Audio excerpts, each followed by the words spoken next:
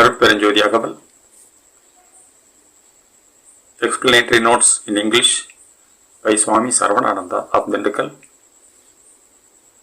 Heading 68. It for itself. Arutperunjothi Agaval lines 135 and 136.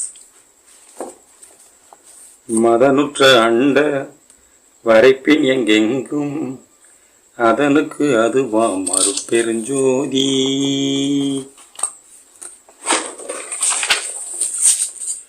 In the previous lines, Arutperenjodi was seen as he and she in respective stages of in and out.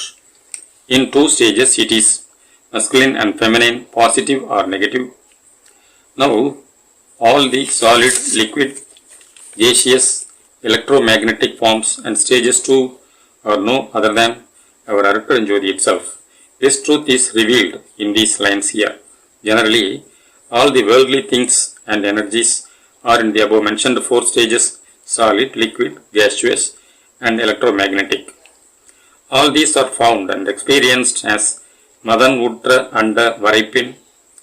Madan means hardness, beauty, strength, fertility and sensuous desire. All these are making our earth surface a place of higher experimental life to acquire divine experience. Upon this earth, we see so many beautiful natural sceneries, colorful landscapes, attracting living beings, their movements, actions and plays. All these make impressions on the minds of man. The reasoning or the inventive mind of man has created all over the world numberless artistic articles, architectural and scientific objects and the like. Above all, human mind has a special attraction towards opposite sex. This must be controlled and diverted to the merciful service to humanity. If this is not done in right manner, both the life will be spoiled. The attractive sex appeal is personified as Cupid or Madan Mon Adan. By the wisdom eye of grace, the cupidity must be destroyed. Then only the divinity of humanity will come to play on this world for the good of all people. With the eye of Arutperenjodi, let us live deep in this beautiful world. All the beautiful appearances resolve into atomic matters and energies. The divine creative power brings all the matters and energies to make the multifarious scenes of the world.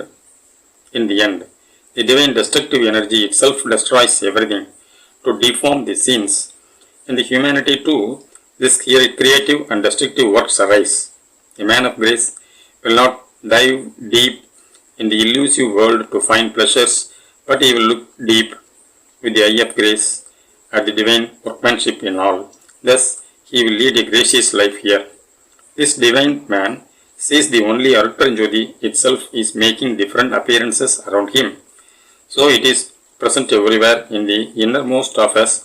It is realized as trans Arutperenjodi, and because it is itself in the innermost of all and making its appearance the outer appearance is only projection of the inner. Hence, we must see the divine grace everywhere and must perform merciful deeds which will be going on through his gracious action. Upon no other planet we can expect to have all the life-giving objects and to perform human service to fellow beings. By some hard enterprises, man may reach the other celestial planets where they can find some rare things and phenomena. But there will be so nothing to lead a graciously divine life of bliss. Therefore, we must find out all here for the essential divine life by the grace of Arutperenjodi. We have recognized the same has evolved into each and every object of the world.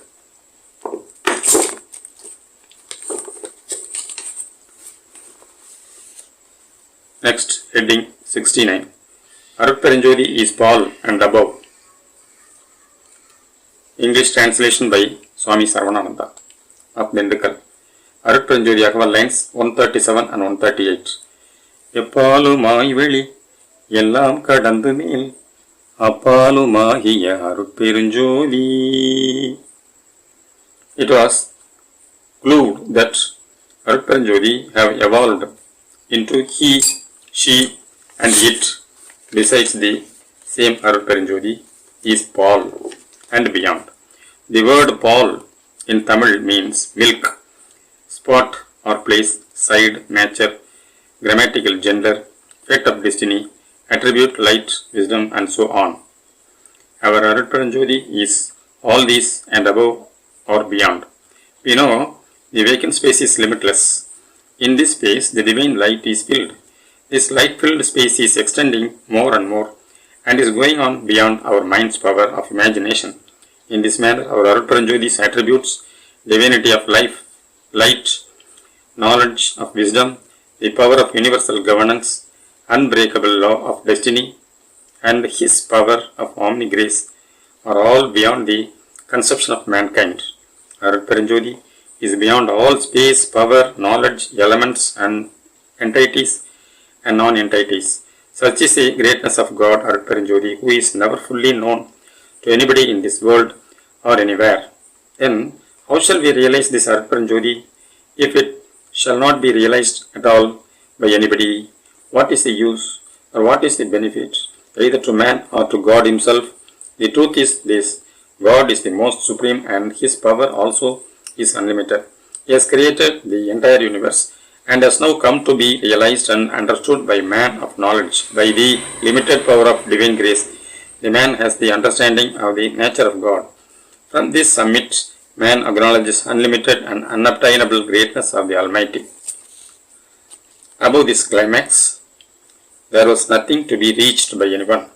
All the old religious masters, great yoga philosophers and divine personages had come to a stop at this point.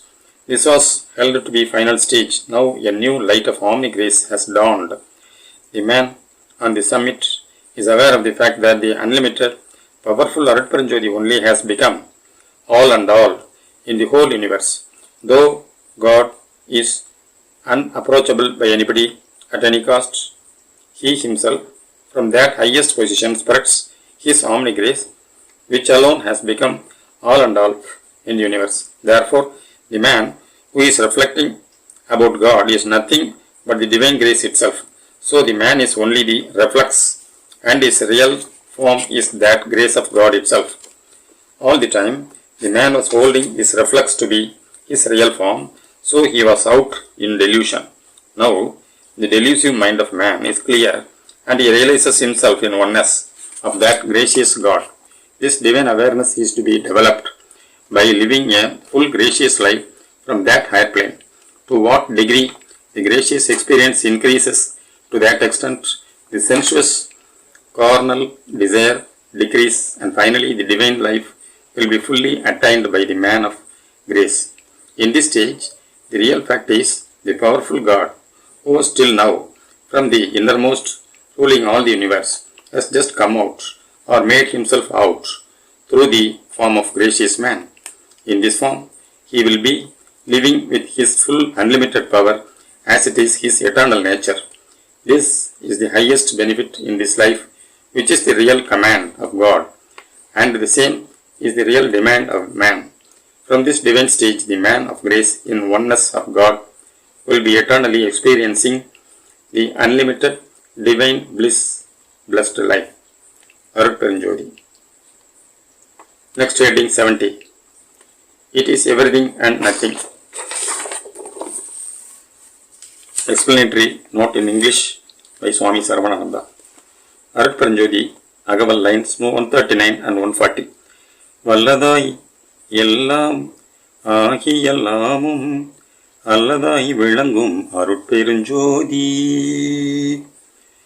Our own Supreme God Arutparanjodi, how grandly and graciously he is executing the universal works.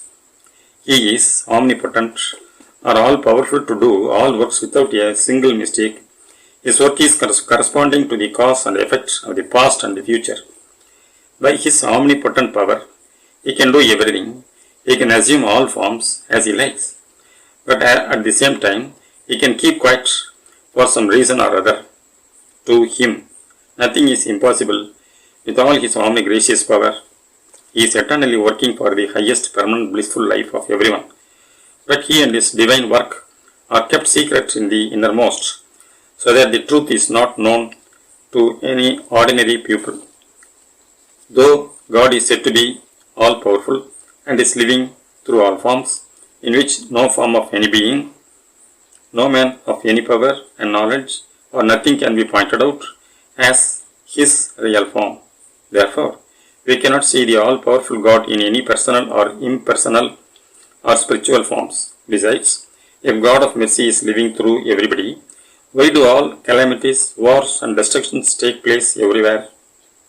Can he not prevent all these untoward incidents, or he might have removed such unwanted ideas from the mind of man and thereby prevent the occurrence of such actions? Why does that merciful God keep quiet when thousands and millions of people suffer and die in ignorance, poverty and diseases? All such questions are pricking in the minds of thoughtful people. When we look at all these happenings, we can but think God is not truly in any form in this world. It is true, what all we see, whom all we know, and all we hold in our mind are not really divine. In no one can we perceive God.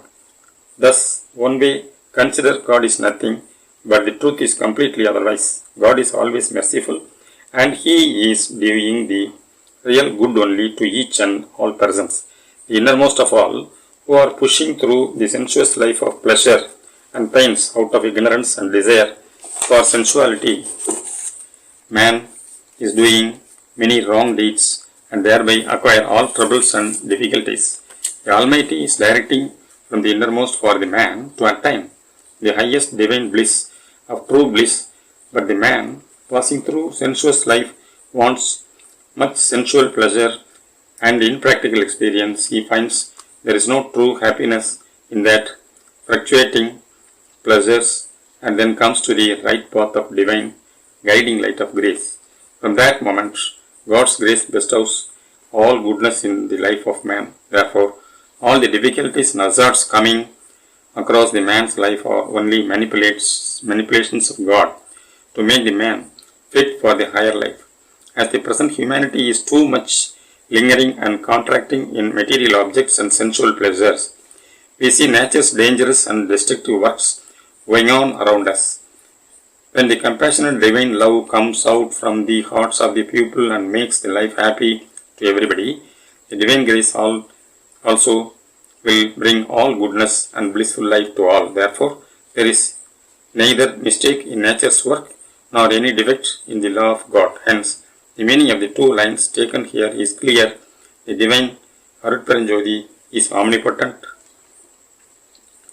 Valladai, and it is said it takes omni forms, Yellam Ahi, and is in the end it is noted that it is not anything or nothing at all.